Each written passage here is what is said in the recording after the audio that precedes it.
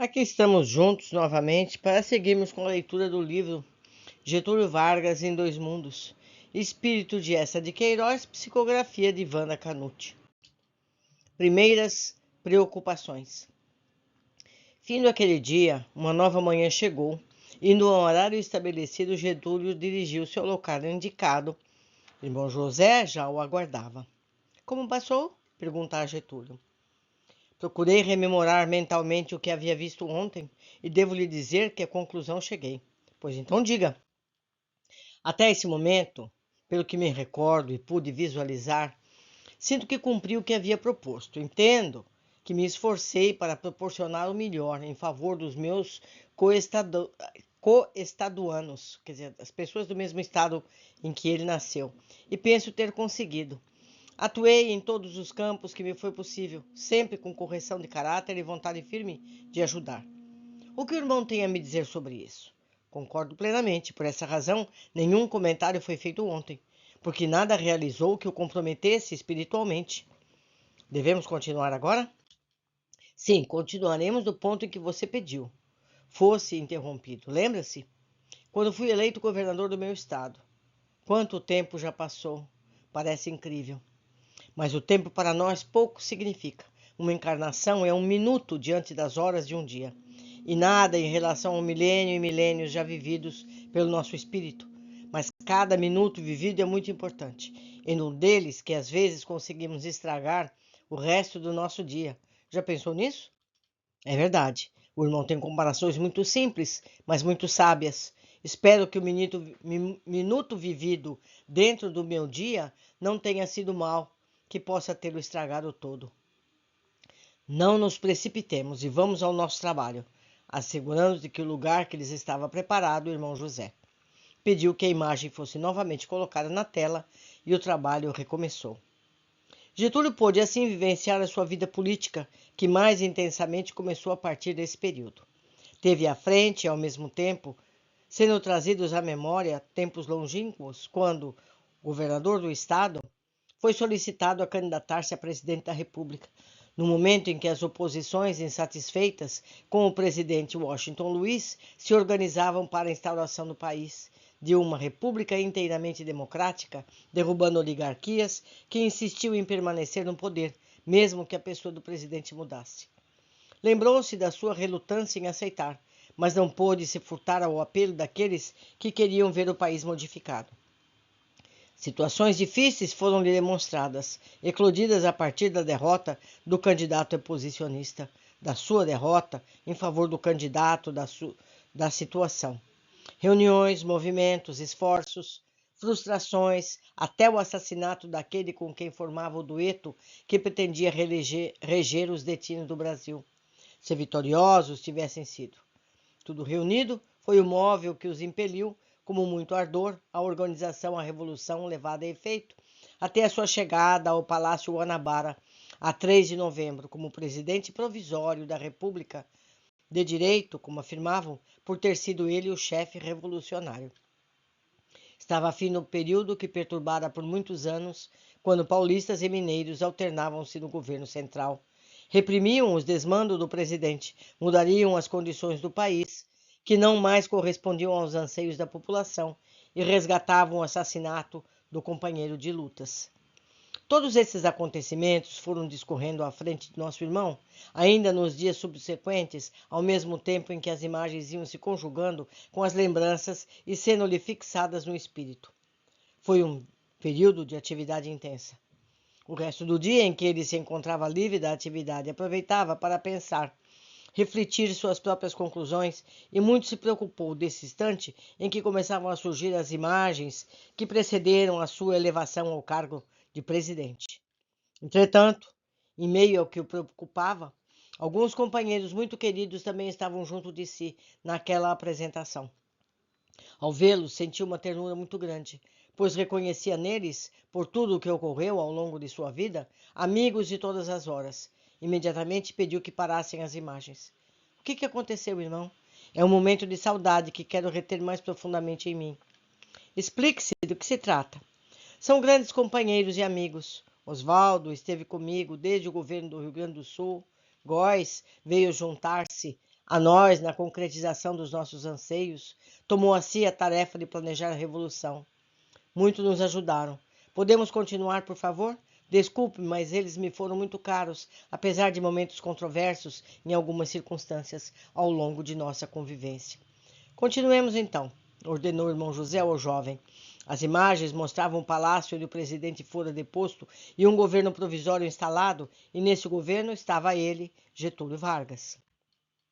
Ele próprio, em seguida a essas ocorrências, perguntou ao irmão José se não poderiam parar. Aqueles acontecimentos todos haviam lhe trazido muitas lembranças, nas quais gostaria de pensar. Com a concordância do orientador, a atividade naquele dia foi interrompida. Porém, ao recolher-se ao seu compartimento, analisando todos os fatos, muitas lembranças se entrechocavam, e uma começou a crescer dentro de si. A forma como agiram, e pensava: se não acatamos o resultado das eleições, não concordávamos com as ações do governo, organizamos uma revolução, promovemos uma aliança que se espalhou por todo o país e o movimento cresceu? Mas o que esse movimento deixou atrás de si? Nunca havia pensado nisso. O que o empolgara no momento fora a vitória que atingiu os fins colimados, com a sua elevação ao poder. Contudo, o que ficara pelos caminhos onde passaram? Quantas mortes, quantos governos aniquilados, tudo isso o preocupava. Levantou-se do leito e pela primeira vez aceitou o oferecimento do seu instrutor, batendo à porta do seu gabinete. Entre, irmão Getúlio, como sabia que era eu? Sempre sabemos. O que faz aqui? As preocupações pelo que acabei de ver hoje. Pretendo conversar um pouco, se puder, se tiver tempo para me ouvir e ajudar e acerenar meu coração. Fale, do que se trata? Estou sempre à disposição, já disse. Indicando uma cadeira perto da sua mesa de trabalho, pediu-lhe que sentasse. A sala era pequena, mas suficiente e espaçosa para acomodar uma mesa, sobre a qual havia um aparelho com tela, semelhante àquele em que visualizara o seu plano. Uma cadeira com o lado da mesa, uma estante contendo livros. Getúlio sentou-se e começou a falar. Contou suas preocupações pelo que havia observado em relação à revolução iniciada sob seu comando, lá no Rio Grande do Sul. Receava, pelo que já aprendera, que devia ter assumido compromissos no transcurso da sua caminhada até o Palácio da Guanabara.